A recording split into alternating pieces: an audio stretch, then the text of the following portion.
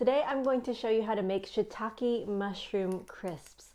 Maybe you've been wanting to enjoy shiitake mushrooms more, but you're not really sure how to work them into your daily diet.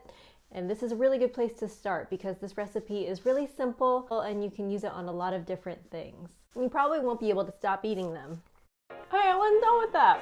Welcome to True Freedom Permaculture, where I show you all the tips and tricks you need to have a green thumb, even if you weren't born with one. Let's head to my kitchen and get started. First, you'll need to preheat your oven to 400 degrees Fahrenheit. Next, you'll need to clean your shiitakes. Although there's usually not tons of cleaning to do, but you might have some small clumps of dirt on them.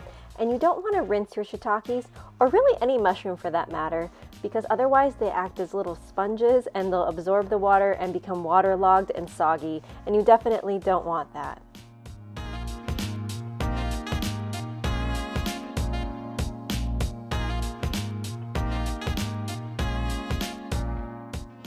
Once the mushrooms are clean, you'll thinly slice them.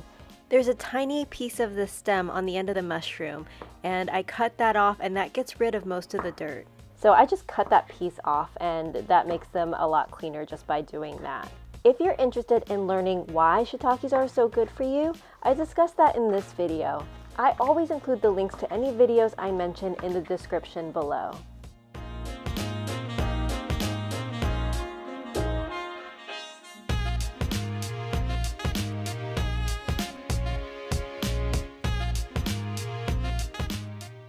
Add your sliced mushrooms into a large bowl.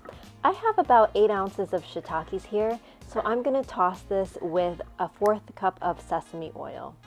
Some recipes call for olive oil, but I prefer sesame because it gives them a slightly toasted nutty flavor, and it's also an oil that can better withstand high heat use.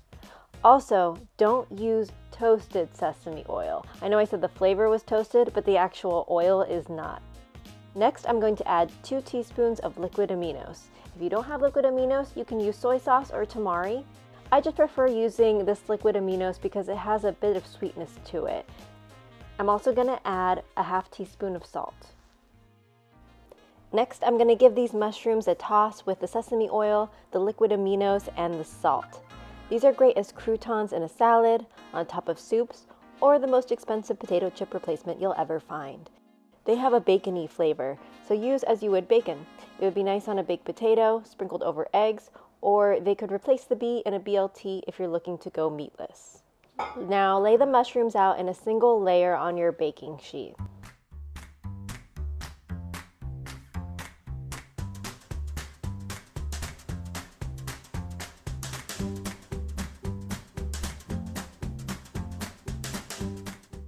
We're going to place our tray of mushrooms into our preheated oven and set the timer for 15 minutes. Now about halfway through the cooking time, you're going to turn each of the mushrooms over so that they get nice and brown and crisp on each side.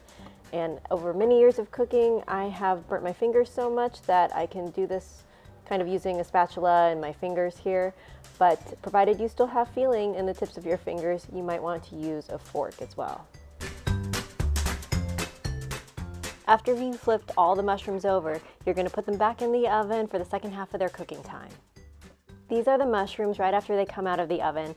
They're still pretty hot, like you can see, so I'm going to use a fork to kind of shuffle them around a little bit so that way they don't get as stuck to the parchment paper.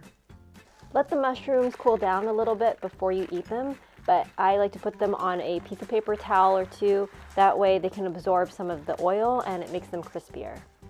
Okay, let's see how we did. Can I have my mushrooms back? Thanks. These are crispy, umami-filled nuggets of joy.